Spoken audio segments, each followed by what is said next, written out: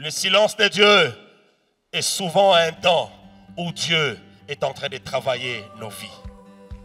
Quand Dieu est silencieux, dis-toi et retiens une chose.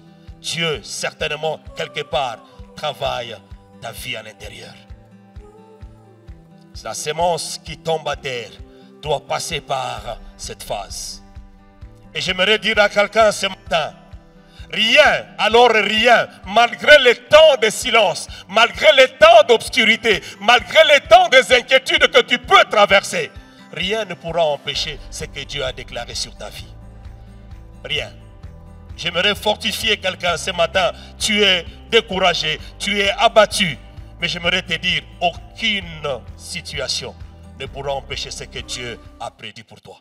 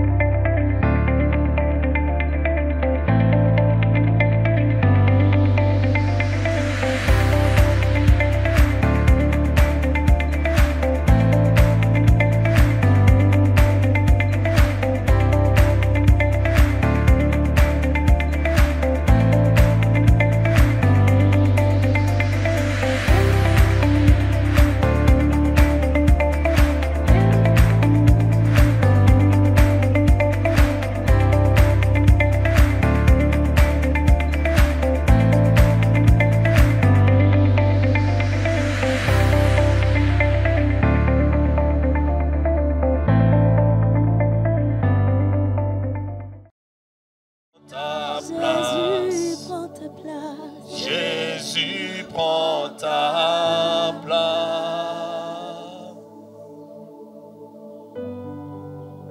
Saint-Esprit, nous te disons merci. Ce matin, nous voulons que toi et toi seul puisses régner au milieu de nous.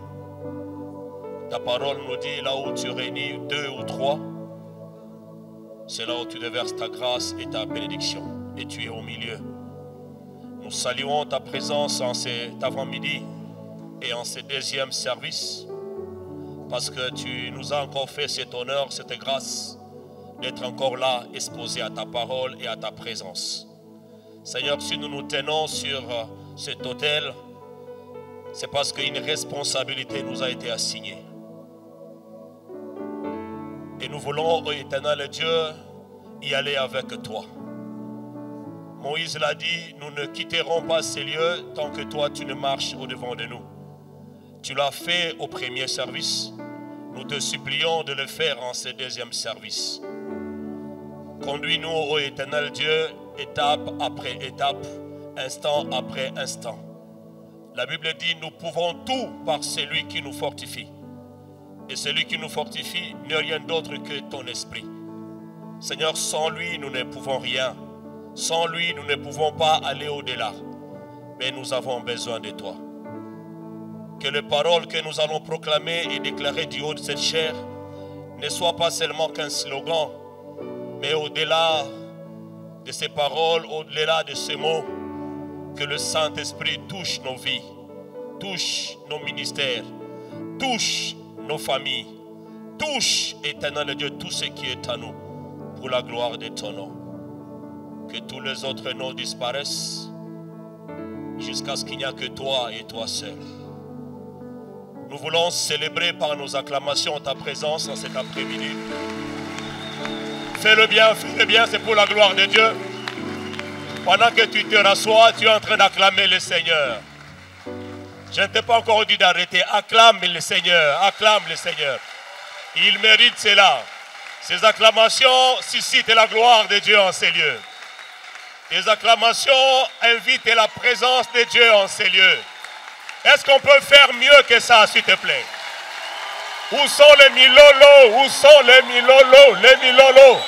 Il est Dieu, il est Dieu, il est Dieu, il est Dieu. Alléluia. Saint-Esprit, merci. Alléluia. Aidez-moi à saluer les voisins de gauche et de droite. Tu le souhaites la bienvenue dans la présence de Dieu. Fais-le avec sourire aux lèvres. Il n'y a pas de rides. Hein? Fais-le avec joie, fais-le avec enthousiasme. Alléluia. Gloire au Seigneur. Nous disons à Dieu merci pour ce privilège. Comme je le disais tantôt dans ma prière, c'est une responsabilité à chaque fois quand nous montons du haut de cette chair.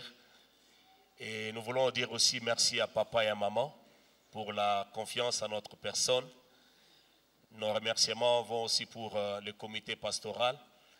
Et nous bénissons Dieu pour la présence de chacun ce matin dans sa présence. Gloire au Seigneur. Est-ce que nous pouvons naviguer maintenant dans la parole du Seigneur? On est prêt? Si tu as ta Bible, j'insiste, papa a dit la Bible en papier. La Bible en papier. Sont ceux-là qui ont de Bible en papier, ils sont où? On peut voir les mains? Gloire à Dieu. Alors, nous pouvons tolérer pour aujourd'hui. Si tu n'as pas la Bible en papier, tu prends ton téléphone, nous allons lire ensemble, n'est-ce pas? Nous sommes dans les évangiles de Jean, au chapitre 12e, et nous allons lire le verset 24e. Jean, chapitre 12e. Rassure-toi si le voisin est ensemble avec nous. Nous voulons lire la parole du Seigneur. Jean 12, voilà, verset 24e. La Bible dit, en vérité, je vous le dis, si le grain de blé qui est tombé en terre ne meurt, il reste seul. Mais s'il meurt, il porte quoi? Beaucoup de fruits. Je répète, en vérité, si la Bible commence par dire en vérité, donc je confirme que c'est la vérité, ce n'est pas le mensonge. Alléluia. Je vous le dis, si le grain de blé qui est tombé en terre ne meurt, il reste seul. Mais s'il meurt, il porte beaucoup de fruits. Parole du Seigneur. Est-ce qu'on peut acclamer la parole du Seigneur? Ce matin, nous avons été bénis au premier service et j'ai pris que le Saint-Esprit nous aide à monter encore d'une autre dimension en ce deuxième service. Le thème ou la pensée que Dieu nous a donnée à partager avec le sang de Dieu que vous êtes, c'est celui-ci. Le processus de ma germination prolifique. Le processus ou les étapes de ma germination prolifique. Et comme vous le savez, cette année, Dieu l'a déclaré une année de ma reproduction prolifique et soutenue. Cette pensée n'est pas venue de notre papa, mais cette pensée est venue de Dieu. Et depuis un temps, depuis janvier, nous sommes en train de parler autour de cette grande thématique, combien si profonde et bénissante. Nous bénissons Dieu pour tous les intervenants qui sont passés du haut de cette chair et qui nous ont parlé de la part de Dieu. Et si nous sommes là, en ce dimanche, nous sommes venus comme quoi avec une autre pierre de contribution sur l'édifice. Vous savez, un édifice ne peut pas tenir debout sans qu'il y ait un fondement ou bien une fondation mise en place. Et ce fondement a été fait par notre papa. Il nous a parlé longuement, largement sur cette thématique. Et d'autres serviteurs sont venus et sont passés. Et aujourd'hui, par la grâce de Dieu, je suis ce canal par lequel Dieu voudrait parler à une vie ce matin. Et je prie que Dieu atteigne ses objectifs. Rapidement, je voudrais donner la définition par rapport à ce thème que Dieu m'a mis à cœur à parler ce matin. En définition, comme au premier service, je l'ai dit si bien, que la germination est un processus par lequel une graine commence à se développer pour devenir une nouvelle plante. C'est juste un processus par lequel une graine commence à se développer pour devenir une nouvelle plante. Et nous venons de le voir dans les évangiles de Jean, là où la parole de Dieu est en train de nous faire voir que lorsque tu prends un grain ou bien une graine et que tu le mets en terre, la Bible dit en premier lieu, s'il ne meurt pas, il reste tout seul. Alors que la pensée de Dieu en cette année, que tu ne sois pas seul. La pensée de Dieu en cette année, que tu ailles de reproduction en reproduction en reproduction. Et la Bible dit, mais s'il arrivait que ce grain meurt, pendant qu'il était mis en terre, il produit des fruits. Et c'est ça notre but dans ces thématiques que nous voulons parler ce matin. Et sur ce, je voudrais apporter quelques objectifs de mon message. Quelques buts de ce message ce matin. Le premier, j'étais en train de dire au premier service, est que tu crois d'abord que cela est possible. Alléluia. Lorsque Dieu parle, il ne parle pas en vain. Lorsque Dieu relève quelque chose à son serviteur, il ne le fait pas par hasard. La Bible dit à chaque fois quand Dieu parle à son peuple, il y a toujours un ainsi dit l'Éternel qui se suit. Ce que Dieu a révélé à notre papa, c'est cette année de reproduction prolifique et soutenue. Et le but de mon message est que tu crois d'abord, est-ce que cela est possible? Et ce matin, je voudrais activer la foi de quelqu'un, de dire à quelqu'un, c'est possible. C'est possible que tu vives ta reproduction. C'est possible que tu expérimentes ta germination dans ton ministère et dans tous les domaines de ta vie. Le deuxième objectif de mon message, je voudrais m'adresser à une catégorie de personnes qui sont en train de subir le processus de cette germination dans leur vie, dans leur domaine, mais sans comprendre le processus par lequel, de fois, le Saint-Esprit est en train de te faire passer. C'est ce que papa a dit du haut de cette chair en disant, c'est comme si Dieu voulait nous mener dans son moule, dans son contexte. Alléluia. Et la plupart des gens subissent ces processus, mais sans se rendre compte, sans comprendre qu'est-ce que Dieu est en train de faire avec ma vie. Qu'est-ce que Dieu est en train de faire avec ma vie? Il y a de ces gens-là, lorsque vous les voyez vivre, lorsque vous les voyez déclarer, lorsque vous les voyez partager, lorsque vous les voyez marcher, ils ont comme quoi un problème. Ils ont un problème. Ils ne comprennent pas pourquoi le processus par lequel Dieu est en train de le faire passer, qu'est-ce que ça annonce comme message? C'est à cette catégorie de personnes que je m'adresse à mon deuxième objectif. Et j'aimerais dire comme troisième but de mon message, qu'au travers de ces messages, que Dieu te fasse grâce. Qu'en cette année et toute ta vie, que tu comprennes, que tu discernes. Qu'est-ce que Dieu cherche par te faire passer par ces processus. Et que lorsque tu comprendras les enjeux de Dieu, lorsque tu comprendras qu'est-ce que Dieu veut de toi, ma prière ce matin, je lève ma main. Que Dieu t'attache à cette saison. Que Dieu t'amène dans cette dimension. Alléluia. C'est la raison pour laquelle, bien-aimé dans le Seigneur, mon enseignement, je l'ai subdivisé en 6 points. Ce sont les 6 points que nous allons parcourir en cet avant-midi pour comprendre quels sont ces processus, quels sont ces enjeux-là par lesquels Dieu nous fait passer. Et au premier service, j'en ai parlé en disant, en mettant des fondements, et je voudrais réitérer cela en ce deuxième service. Pour ton information, sache que Dieu, l'Éternel que nous servons, c'est un Dieu de principes. C'est un Dieu qui est fidèle à ses propres principes qu'il a établis. La Bible dit, il n'est pas un fils de l'homme, ni un homme pour mentir, ni pour se repentir. Lorsque Dieu établit une loi, lorsque Dieu établit un principe, lorsque Dieu décide de déclarer, de faire sortir de sa bouche, de sa souveraineté absolue, quelque chose t'adressant, il tient et il veille sur cette parole. Alléluia. Alléluia. Et j'aimerais dire, bien-aimé dans le Seigneur, ta germination ou ta reproduction en cette année subira le principe que Dieu a établi par rapport à ta vie. J'ai pensé que je parlais à quelqu'un cet avant-midi. Tout ce qui est ta vie, tout ce qui est de ta destinée, tout ce qui est de ton parcours subira le principe que Dieu a établi sur ta vie, sur ta destinée. J'étais en train de parler que je subdivisais mon message à 6 points. Le premier point, comme au premier service, j'en ai commencé en disant que tout commence par une sémence. Je voudrais que tu regardes le voisin de gauche et de droite. Dis-lui, tout commence par une sémence. Tout commence par une sémence.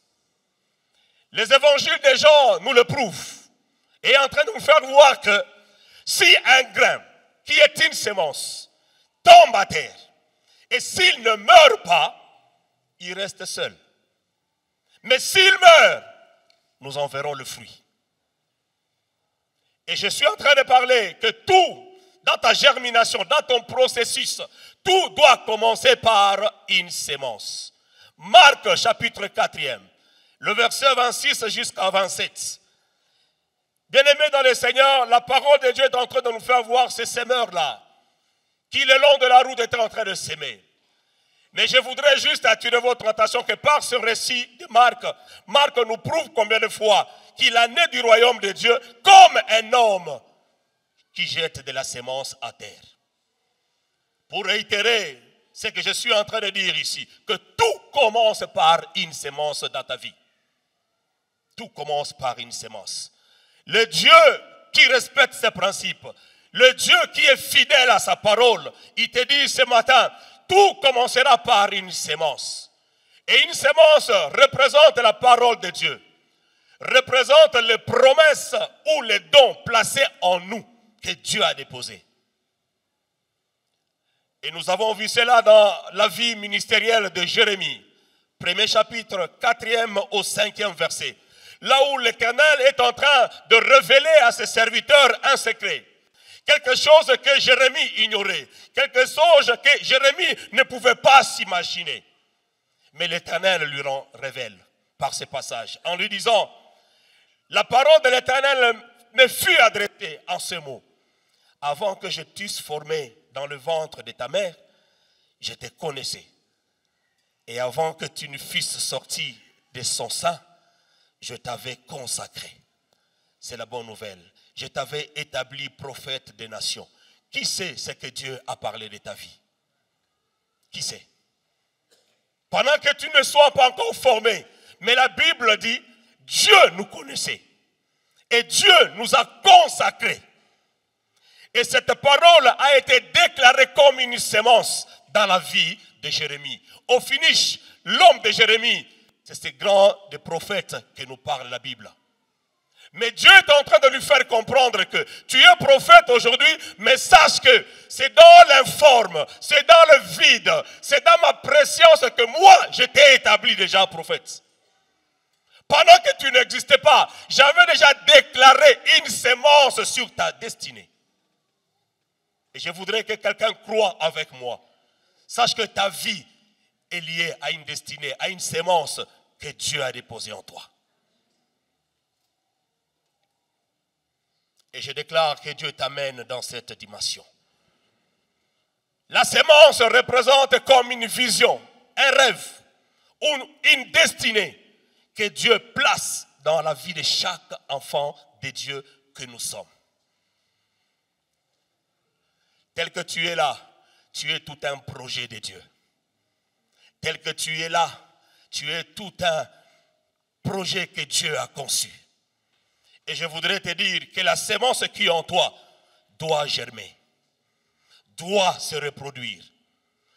Nous avons vu dans la vie de notre patriarche, Genèse chapitre 17 et le 5e verset, combien ce passage m'a beaucoup tellement béni. Dieu est en train de vouloir faire de l'homme d'Abraham quelque chose de grand.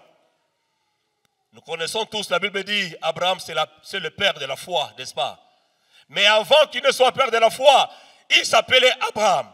Et Dieu est en train de déclarer, est en train de vouloir déposer une vision, une parole, une sémence dans la vie de ce grand homme, Abraham.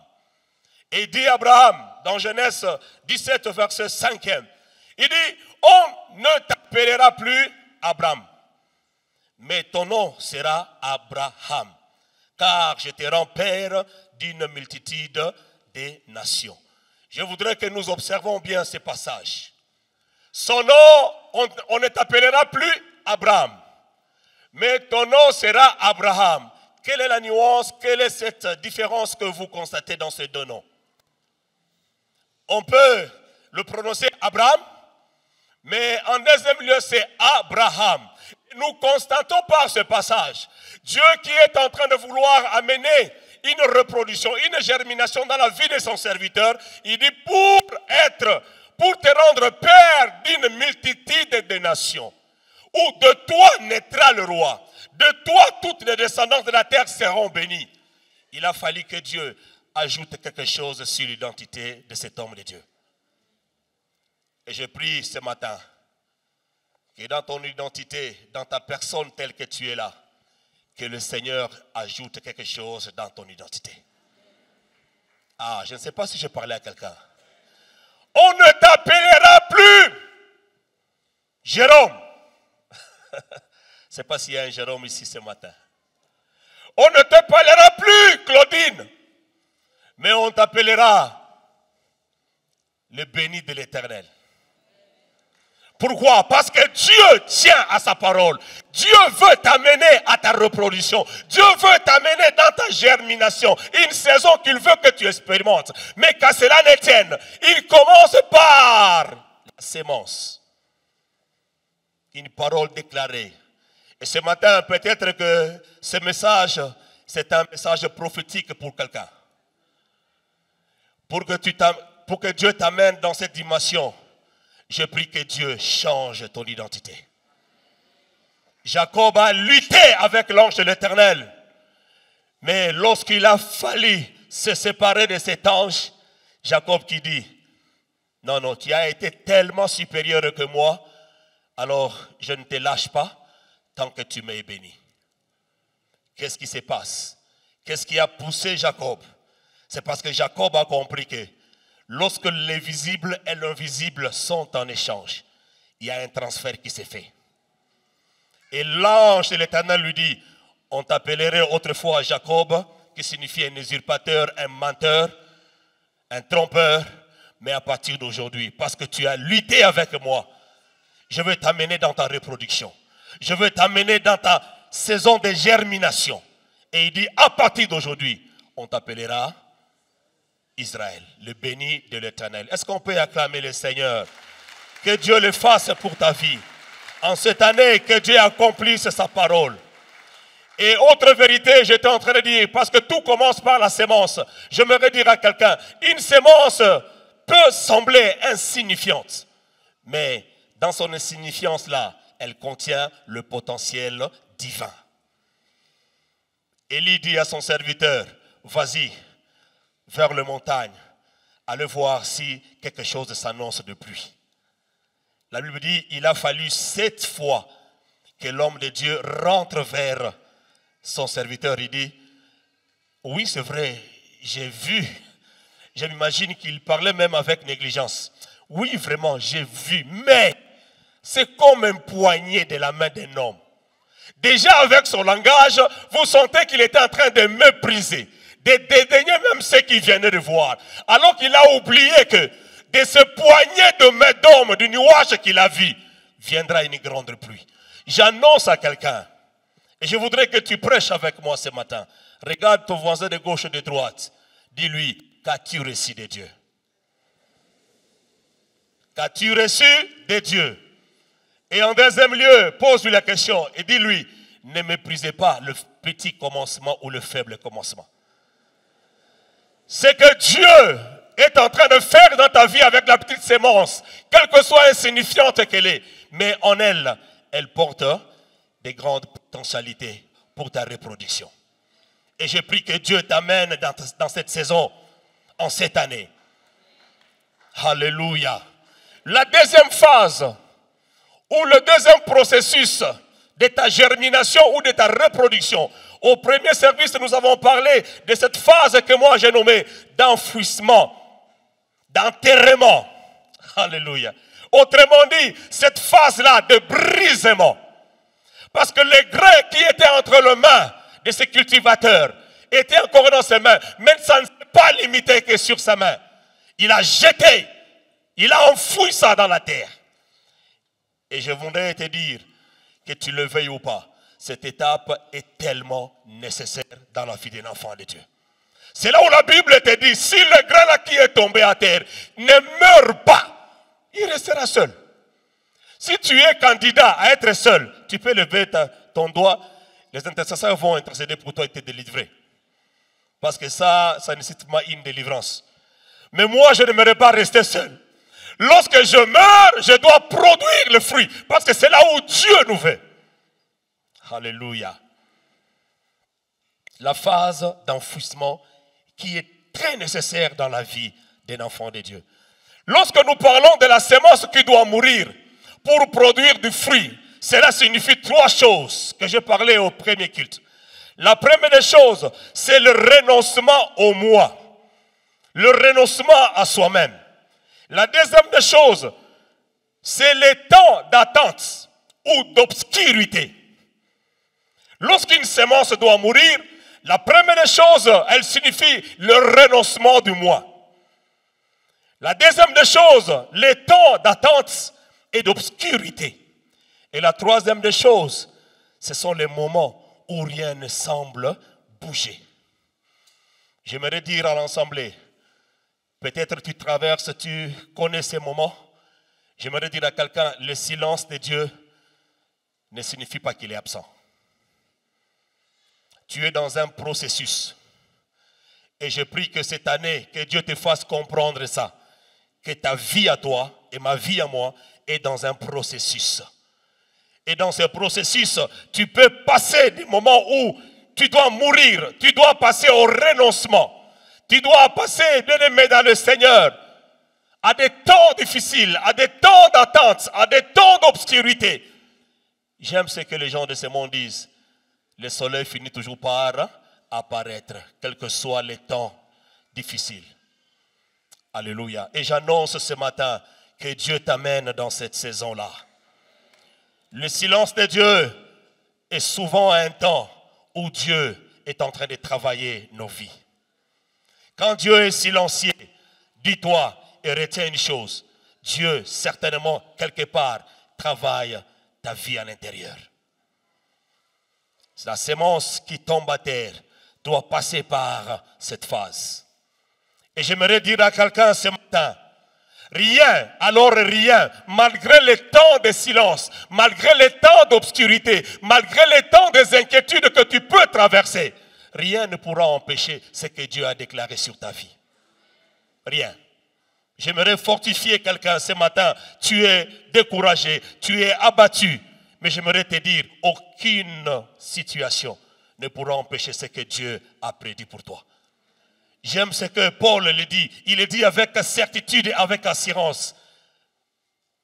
Cet homme, je l'aime bien, maestro. J'aime pour l'appeler maestro. Paul le dit, ni la mort, ni les choses de ce monde, ni le présent ne me séparera de l'amour de Dieu. Quelle assurance! J'aimerais dire à quelqu'un, quelle que soit la situation que tu connais, que tu traverses, rien ne pourra empêcher le destin de Dieu dans ta vie. Ce que Dieu a prédit, il le fera. La troisième phase, je crois que c'est là où nous nous sommes arrêtés au premier service.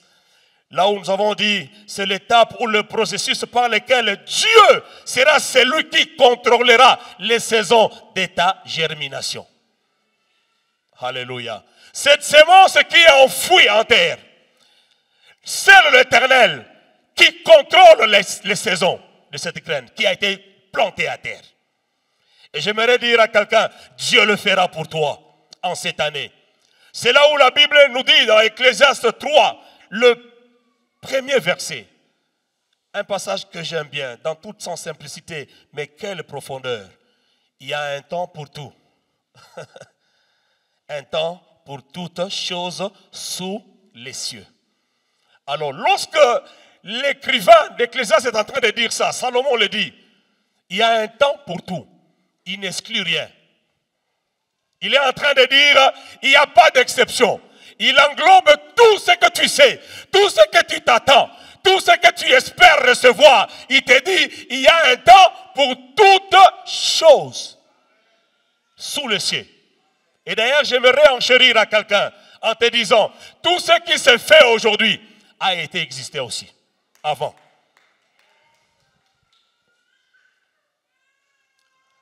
Vous savez, quand je regarde les anciennes photos, papa et maman, de mes parents, Je regarde les anciennes photos, je les vois avec les afros. Ma maman avait des cheveux afro. Mais aujourd'hui, nos jeunes filles commencent à chercher les perruques avec afro. Mais nos mamans coiffaient comme ça avant. Et te disaient, ils allaient à Nata, ils allaient à modèle. J'ai regardé autre photo de ma maman, avant d'Onatama, Mobondo Sakine. Vous connaissez ça, non? Des longs talons là. Mais aujourd'hui, quand les filles portent ça, ça devient comme si un mode. Bouddhi, voilà. Voilà ce que papa me dit. Ça a existé. Et Salomon te dit, il n'y a rien de nouveau sous les cieux. Toute chose a un temps. Et j'aimerais dire à quelqu'un, la saison de ta germination, Dieu contrôle ces temps-là. Et tu sais quoi? Dieu ne pourra jamais se précipiter dans le processus. Parce que s'il se précipite, tu seras comme un monstre. Tu seras quelqu'un qui n'a pas de forme. Mais il va prendre son temps parce qu'il est fidèle dans ses principes. Et Dieu ne pourra jamais se précipiter. J'aimerais dire à quelqu'un, lorsque Dieu agit, il agit non pas par précipitation, mais il agit par précision. Parce que ce que Dieu fait, il le fait avec vitesse, mais avec précision. Mais pas avec précipitation, c'est différent. Lorsque tu précipites à faire quelque chose, tu risques de faucher quelque part. Mais lui, l'Éternel, parce qu'il contrôle nos saisons, ce qu'il fait, il fait bien. C'est pour cela qu'il a dit au jardin d'Éden, lorsqu'il a créé l'homme et la femme, il a dit, tout est bon. Il apprécie ce qu'il fait, dans sa juste valeur. Et nous qui sommes croyants, j'aimerais dire à quelqu'un, exhorter à quelqu'un, marche dans la foi. Parce que ceux qui ont la patience dans leur marche, dans leur processus, sont ceux-là qui mangent le fruit mûr de leur reproduction. Il y a un temps pour s'aimer, il y a un temps pour croître, il y a un temps pour récolter. Dites à ton voisin, ne compare pas ton rythme de croissance à celui des autres. Non, répète-le encore. Dis-lui, ne compare jamais ton rythme de croissance là à celui des autres. Qu'est-ce que je voulais dire? Et dis-lui cette phrase, sois fidèle à ton processus. Vous savez quoi? Je me suis référé au temps de Noé. Dieu dit à Noé, construis-moi une arche. Le but de cette arche, c'est de vous épargner les déluges. Le but de cette arche, c'est de sauver quelques espèces que je dois sauver de ces catastrophes qui vont arriver. Et il dit à Noé, construis-moi une arche. Noé a exécuté, il a construit. Mais dans les ordres que Dieu lui donne, Dieu lui dit, la responsabilité de fermer la porte de l'arche ne te revient pas. Cette responsabilité me revient moi. Tu sais pourquoi Dieu l'a dit? Parce qu'il savait, ça c'est une préfiguration du temps de la grâce. Parce qu'il a su que si Noé détenait les clés, la tortue n'entrera pas. Il y a un animal que j'aime souvent suivre dans les documentaires. Vous savez, que Dieu bénisse nos enfants, papa. Les écoles que nous amenons les enfants, que Dieu bénisse ces écoles. Il y a certains animaux que je ne connais même pas les noms, mon frère. Quand tu me fais voir ces animaux, je ne sais même pas les noms. Une fois là, j'ai vu un animal qui marche lentement. J'ai commencé à me battre. Comment ça s'appelle les noms? C'est mon fils qui m'a appris ça. Il m'a dit, papa, il s'appelle paresseux. Paresseux. Papa, ça s'appelle paresseux. J'ai dit, mais comment tu l'as su? Non, papa, entre dans Google, tu vas voir, c'est paresseux. Et la manière, le rythme avec lequel le paresseux marche. Pardon. Tu peux même t'énerver. Il marche, je ne sais pas, pour soulever la patte, il peut faire même 2 heures. Et tous ces animaux-là, Dieu savait qu'ils doivent entrer dans l'arche. Et en couple en plus. Dieu dit à Noé, donne-moi les clés. J'aimerais dire à quelqu'un, le Dieu que tu sers contrôle ta saison. Les hommes chercheront à contrôler tes pas. Les hommes voudront s'imposer dans ta destinée, mais lui, c'est lui qui détient le contrôle de ta saison. Et je te pose la question, si le tortue suit le rythme du cheval, il va s'en sortir? Parce qu'il voit le cheval qui galope. C'est pour cela que j'aimerais que tu dises à ton voisin, ne compare pas ton rythme de croissance à ceux des autres. L'unique chose que je peux t'exhorter, sois fidèle à ces dieux. Parce que c'est lui qui contrôle ta saison. C'est lui qui tient le ficelle. C'est lui qui tient le ficelle. Alléluia. Le quatrième processus. C'est là où j'aimerais parler de la croissance qui exige un environnement favorable. Dans ton processus de ta germination ou de ta reproduction, tu passeras par cette phase. La croissance, certes, Dieu va te faire croître. Certes, Dieu va te faire prospérer. Certes, Dieu va te faire reproduire. Certes, Dieu va faire quelque chose de spécial pour toi. Mais cette croissance, je suis en train de parler, exigera un environnement favorable. Qu'est-ce que j'aimerais dire par là? Lorsque nous lisons, je ne sais pas si les médias peuvent nous projeter, Psaume chapitre 1er et le verset 3e. J'aime beaucoup ce que ces passages nous parlent, nous relatent. Psaume 1er. Ah, ça j'aime. Suivons et lisons tous la parole de Dieu. Il est comme... Qui est comme cet arbre? C'est le juste. C'est toi et moi. Alléluia. Qu'est-ce que dit la Bible? Il est comme un arbre planté près d'un courant d'eau qui donne son fruit à sa saison. Respect des principes. Il y aura une saison de tes fruits. Qui donne ce fruit à sa saison et dont le feuillage ne se flétrit point. Tout ce qu'il fait, je le déclare dans ta vie ce matin, tout ce que tu feras, parce qu'il est le Dieu qui contrôle ta saison, parce qu'il est le Dieu qui exigera un conditionnement favorable, il exigera ça. J'aimerais dire à quelqu'un, Dieu l'a dit à Josué, tout ce que tes mains toucheront, tout ce que tu entreprendras, échouera, réussira. La croissance exige un environnement favorable. Je voudrais étayer ce passage. Une semence a besoin de ce qui suit. Voici les conditions ou les environnements favorables que Dieu exigera dans ta germination ou dans ton processus de ta reproduction. La première des choses, ta semence aura besoin d'un sol sain ou une terre sainte. Est-ce que je parle à quelqu'un? Ta croissance à toi, ta germination à toi, exigera un environnement favorable. Je suis en train de parler que cette semence aura besoin d'un sol sain. Et quand je parle de sol sain, dans ma méditation, je fais allusion au cœur pur. Nous devons avoir des cœurs purs dans le processus que Dieu est en train de mener avec nous. La Bible dit quoi? C'est de l'abondance du cœur.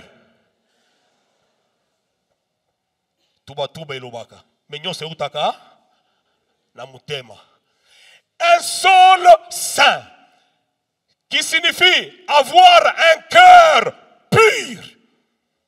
Dieu ne peut pas te lancer dans ce processus tant que tu n'as pas de cœur pur devant lui. Je voudrais aller plus profondément là en disant à quelqu'un, arrêtons la jalousie. Arrêtons de méditer de mal contre nos frères. Je t'interpelle ce matin, cherche à avoir un cœur pur. Tu veux grandir, tu veux croître, que ton cœur soit pur. Ta semence en deuxième lieu aura besoin de l'eau. L'eau que je suis en train de parler, c'est la parole et l'esprit. Dans ta croissance, tu as besoin de la parole de Dieu. Tu as besoin de l'Esprit de Dieu. C'est là où la Bible nous dit, sans toi, nous ne pouvons rien faire. Sans l'Esprit de Dieu, on ne peut rien faire. Sans la soutenance de la parole de Dieu dans notre processus, rien ne peut aboutir. Et là, je parle de l'eau, que je symbolise par la parole et l'Esprit. Ta sémence à toi ce matin, je viens déclarer sur ta vie, elle aura aussi besoin de la lumière. Lorsqu'elle est enfouie à terre, elle aura besoin de la lumière. Que je suis en train de symboliser par la lumière comme une révélation divine. C'est là où la Bible dit, mon peuple sans vision, mon peuple qui n'a pas de révélation, c'est un peuple mort. C'est un peuple qui n'a pas de frein. C'est un peuple qui est plus dangereux qu'un véhicule qui manque le système de freinage. Tu vas aller dans le ravin. Tu vas aller dans le chaos, dans le pire de ta vie. Ta sémence à toi aura besoin de la lumière que j'ai symbolisée par la révélation divine. Je voudrais que ce matin, lorsqu'on va prier, que tu implores Dieu, révèle-moi ta parole. Révèle-moi ce qui est de ma vie. Révèle-moi cette lumière qui doit éclairer, illuminer ma vie, ma germination, ma reproduction. Et ta sémence, en second lieu, il aura besoin de l'entretien. Ta sémence aura besoin de l'entretien. L'entretien que j'ai symbolisé par la prière, deuxièmement par la vie disciplinée, troisièmement par la communion fraternelle. Je répète, ta sémence aura besoin de l'entretien, à être entretenue. Et l'entretien de ta sémence ne peut que exiger la prière, la discipline et la communion fraternelle. J'aimerais dire à quelqu'un, entretiens ta vie spirituelle comme un jardin d'Éden. Entretiens. Et je voudrais nous poser la question, qui était le premier jardinier? Quelqu'un peut me répondre ça? Qui était le premier jardinier dans le jardin d'Éden? C'est qui?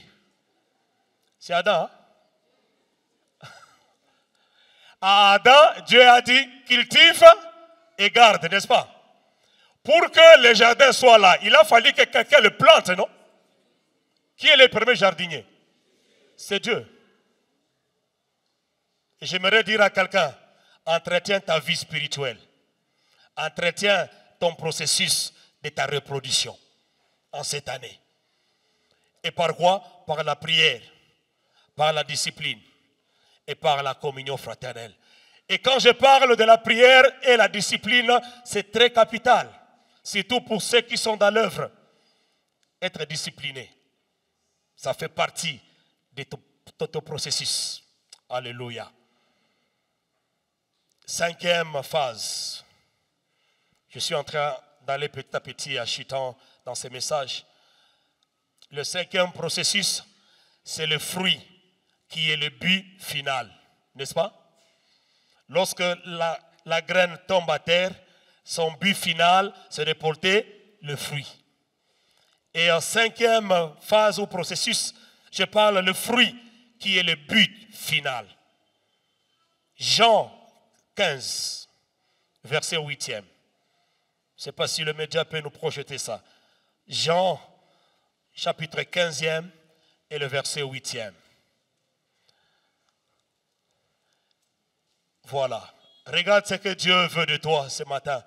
Si vous portez beaucoup de fruits, c'est ainsi que mon Père sera glorifié et que vous serez mes disciples. On peut s'arrêter là. Le fruit, c'est le but final de ton processus, de ta reproduction. Et la Bible nous montre, noir sur blanc, que mon Père, Jésus est en train de dire, mon Père est glorifié en ceci. En quoi le Père sera glorifié? En quoi Dieu sera glorifié dans ton processus? C'est que vous portiez beaucoup de fruits. Tant que tu ne portes pas le fruit, maestro, tant que tu ne portes pas ce que Dieu attend de toi, ça sera un travail vain. Alléluia. Et je voudrais élucider ceci rapidement. Dieu veut que nous portions du fruit. Cela signifie ce qui suit. Quand Dieu dit qu'il souhaiterait que nous portions beaucoup de fruits, ceci signifie ainsi. Premièrement, Dieu veut que nous ayons un caractère transformé. Répète avec moi, un caractère transformé. Et là, je ne te demande pas de regarder le voisin, tu te parles à toi-même. Mon caractère transformé. Prie que Dieu transforme ton caractère en cette année. Est-ce que j'ai parlé à quelqu'un? Caractère, tabia en swahili. Il y a des gens ici dehors, mon frère, qui ont des tabia. Quand tu l'abordes, quand tu le parles, ce qui va sortir de sa bouche, venin. Et il te dit, Dieu veut que dans ton processus, change ton comportement, ton caractère. Que tu portes beaucoup de fruits, cela signifie avoir aussi un ministère productif. Une influence divine dans le monde. Et j'aimerais dire à quelqu'un que le fruit que tu porteras ne sera pas seulement pour toi. Le fruit que tu porteras sera pour Dieu et pour les autres. C'est là où Dieu est en train de dire, on les connaîtra par ces fruits. Ce que tu donneras comme fruit sera pour la gloire de Dieu et pour les autres, mais au travers toi. Que Dieu nous amène dans ce stade. Et la 6e phase ou le 6e processus, je serai en train de chuter dans cet enseignement. C'est le processus de la persévérance jusqu'à la récolte. Le processus de la persévérance jusqu'à quoi? À la récolte. Galates 6, verset 9e. Je ne sais pas si le média peut être prêt. Galates 6, verset 9e. J'aimerais encourager quelqu'un par ce passage. Ne nous lassons pas de faire le bien, car nous moissonnerons au temps convenable. Si nous ne nous relâchons pas. J'aimerais dire à quelqu'un, la persévérance jusqu'à la récolte. Mais je voudrais donner quelques constats par rapport à cette phase. Beaucoup de chrétiens aujourd'hui abandonnent au moment où leur percée de reproduction est en cours. J'aime ce que disent les Quinois. Mingi mingi masue dindakaka na libongo tangne koma na libongo. Vous comprenez un peu ça? À chaque fois quand tu veux accoster, c'est souvent là où le navire fait quoi? Ça chavire. Et la plupart des gens sont comme ça. Pendant que tu es en cours de processus, de téléchargement, mais beaucoup malheureusement arrivent à abandonner. J'aimerais dire à quelqu'un, persévère jusqu'à la récolte de ta reproduction. Même si ça fait mal, c'est que Dieu fait en toi. Même si ça te prive le sommeil, même si ça te retire la paix du cœur, j'aimerais dire à quelqu'un, tiens bon, persévère jusqu'à la récolte. Il faut la foi, parce que la patience et la persévérance pour voir le fruit que tu dois porter. Plusieurs se découragent pendant que leur processus de reproduction est en cours. Et je prie que le Seigneur fasse cela pour quelqu'un. Et je conclue par ceci. Pendant que la chorale est en train de se mettre à place, je suis en train de conclure en ces mots. Au premier point de mon message, dans ma conclusion, que chaque enfant de Dieu porte en lui une sémence divine pour sa germination ou reproduction. La première des choses. La deuxième des choses, dans la conclusion, le processus de ta germination peut être lent, peut être caché, parfois même, je répète, douloureux, mais il est nécessaire de persévérer jusqu'à la récolte. Autre point dans ma conclusion, c'est que si tu restes fidèle, Dieu produira du fruit en toi et à travers toi, dans le processus dans lequel tu es. Et ce matin, avant que je ne laisse cet hôtel, Dieu m'a dit, Péniel, avant que tu ne quittes l'hôtel, lance cet appel ensemble. Je l'ai dit ce matin, il y a venir dans la maison, dans un temple comme celui-ci, c'est différent de venir célébrer et faire et rendre un culte à ces dieux. Beaucoup ici viennent par habitude. Est-ce que je parle à quelqu'un? Est-ce que je parle à quelqu'un? Beaucoup viennent dans la maison de Dieu par habitude. Et souvent, ceux qui vont voir le pasteur, notre papa, dans le bureau, ou d'autres pasteurs qui sont ici, qu'est-ce que vous dites? Papa, j'ai tellement prié. Chaque année, il y a eu des thèmes qui ont été déclarés. Mais Dieu ne fait rien. N'est-ce pas qu'on le fait? Ces hommes de Dieu sont tellement dérangés des fois par nos entretiens comme ça.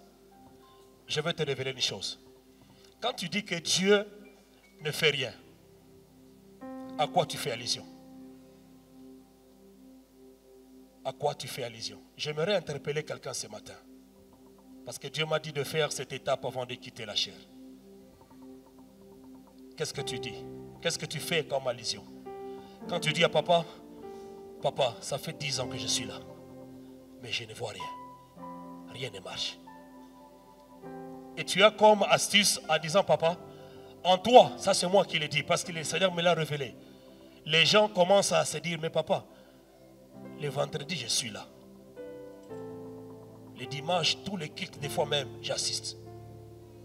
Tu vois un peu. Quand la chorale chante, moi je danse. Quand il faut offrir, tu ne vois pas comment je passe là devant, je m'incline, je fais ça. Ça c'est une erreur grave que nous faisons. Dieu n'est pas dans ça. J'aimerais dire ceci. Quel est ton temps de ton intimité personnelle avec Dieu? Si Dieu regarde ta vie, si Dieu regarde le processus dans lequel tu es, quelles sont les fréquences que Dieu peut compter? Tu penses que Dieu comptera tes présences dans l'église? C'est ça? Loin de là. Loin de là. C'est pour cela que je dis que ce matin, beaucoup viennent par habitude. On s'habitue à Dieu. On s'habitue aux choses de Dieu. Je l'ai dit au premier service. Lorsque les médias affichent une affiche seulement de culte, nos deux cultes, nos deux services dominicaux, tu es pressé à regarder seulement l'effigie, la photo de qui? Quand tu vois X, déjà chez toi à la maison, tu commences à dire à tes proches, Viona, Abandakaboe, Asukakaboe. Habitude. Ces prédicateurs-là, il va commencer par une virgule, et puis après virgule, après 3 points de suspension, à Katima Solo. J'aimerais dire à quelqu'un, tu es dans un processus que Dieu te mène. Respecte le processus. Tu es là ce matin. Tu te dis, Seigneur, je vais honorer le processus dans lequel tu m'as mis. Même dans ton silence. Dieu m'a dit, dis-leur, Peniel, je ne suis jamais silencieux dans leur cas. Je ne me tais jamais parce que Dieu m'a dit, pour l'amour de Sion, j'aimerais dire à quelqu'un, pour l'amour de Jérôme, pour l'amour de l'Arche, pour l'amour de ta vie, il ne se taira point. Et ce matin, Dieu t'invite à honorer le processus dans lequel tu es en train de traverser. Si tu es là, tu vas t'élever, on va prier ensemble. Yo soponayo, yo soponayo Yahweh. Tu es là ce matin. Dieu t'a adressé cette parole. Je voudrais qu'avant que je ne quitte cette chaîne, si tu peux te lever, on va prier ensemble. Tu es dans un processus qui te fait mal, qui tellement c'est douloureux. Mais Dieu te dit ce matin, il est celui qui contrôle les saisons et ton processus. Il est le Dieu qui sait à quoi tu es en train de traverser. Que Dieu vous bénisse, vous qui êtes debout. Et si vous pouvez faire un mouvement, venez ici devant. On va déclarer des paroles sur vous. Approchez-vous, approchez-vous s'il vous plaît. Approchez-vous. On va prier le Seigneur.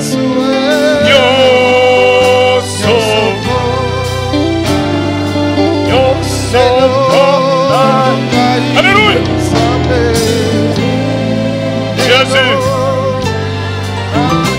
Merci papa. J'invite papa.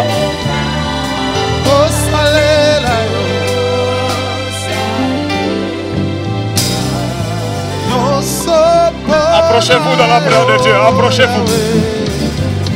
La germination et la reproduction est possible. Gloria a Dieu. Montez un peu l'estrade un peu. Montez les escaliers, que Dieu vous bénisse.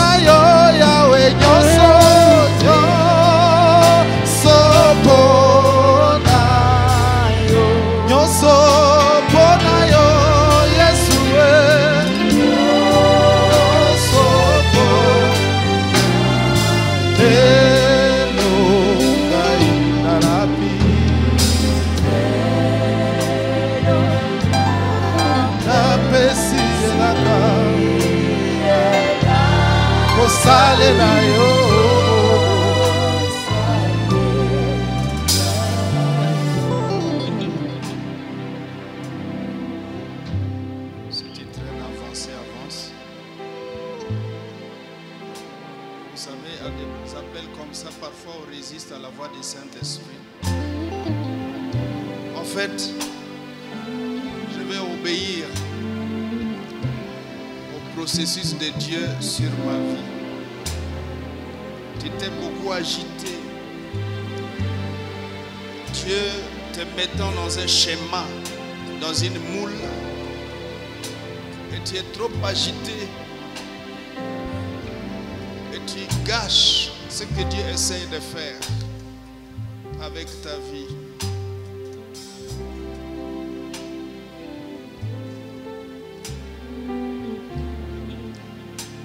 Tu t'avances ici pour dire Seigneur, je veux me calmer entre tes mains. Vous qui vous êtes avancés, priez avec moi. Dites Seigneur Jésus, merci pour ta parole. Tu as parlé à mon cœur. Ce matin, aide-moi à me calmer dans tes bonnes mains. Saint-Esprit, encadre-moi durant le processus qui me paraît long, qui me paraît douloureux. Mais Seigneur, je décide de te faire confiance parce que tu m'aimes et tu as un plan merveilleux pour ma vie. Je me calme entre tes mains. Tiens-moi la main, Seigneur. Que la rosée du ciel descende sur mon cœur. Que ta pluie pleuve sur moi. Dans ces temps où je suis comme dans les ténèbres, comme dans le noir, semences enfouies dans la terre. Mon Dieu,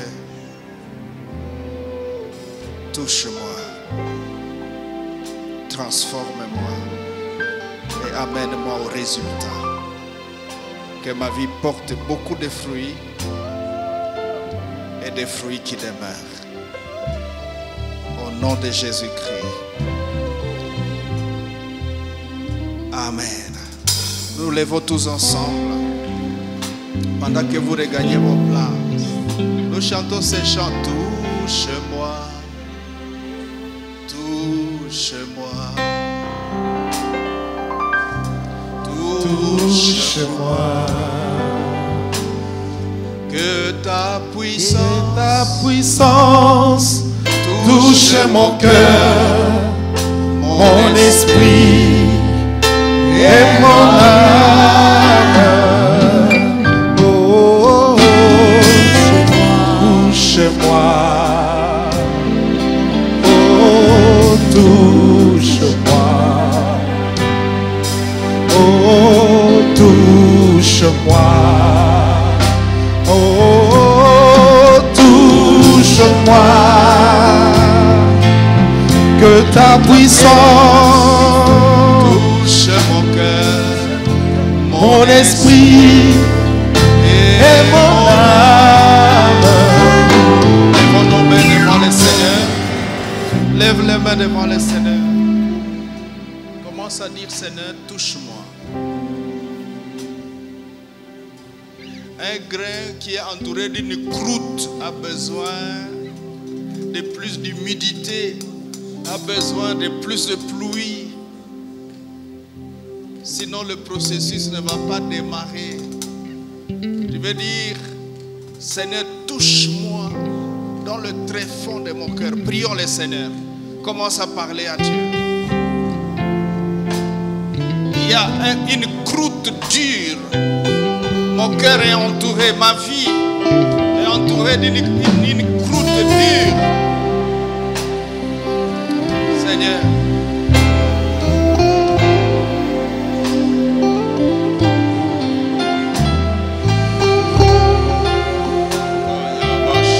quelque part, au Seigneur.